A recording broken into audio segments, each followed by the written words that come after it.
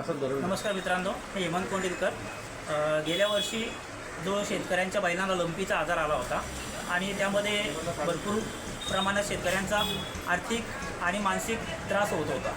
त्यामुळं आम्ही वैदिक पद्धतीने बनवलेलं जे कल्चर्स होतं ते आमच्या काकांना दिलं होतं. त्यांच्या बैलांना त्याने वापरलं आणि त्याच्यानंतर त्यांना जो काय रिझल्ट्स आला आहे ते सांगते. नमस्ते, माझं नाव रघुनाथ गणपत विभाग, गाव पालीतर्फे कोतलकनाडे. माझ्याकडे 2 खिलार बैल आहेत. त्या दोन्ही खिलार बैलांना आणि गाईच्या वासराला लंपीचा आजार झाला. त्या लंपीच्या आजारामध्ये माझं वासरू वारलं.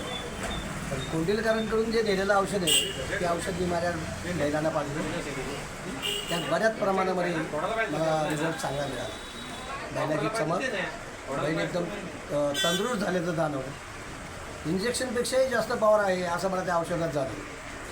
आणि आयुर्वेदिक औषधाचा नक्कीच शेतकऱ्यांनी उपयोग करून घ्यावा आणि आपल्या गुरांना ते पाजावं हे माझं सजेशन असेल.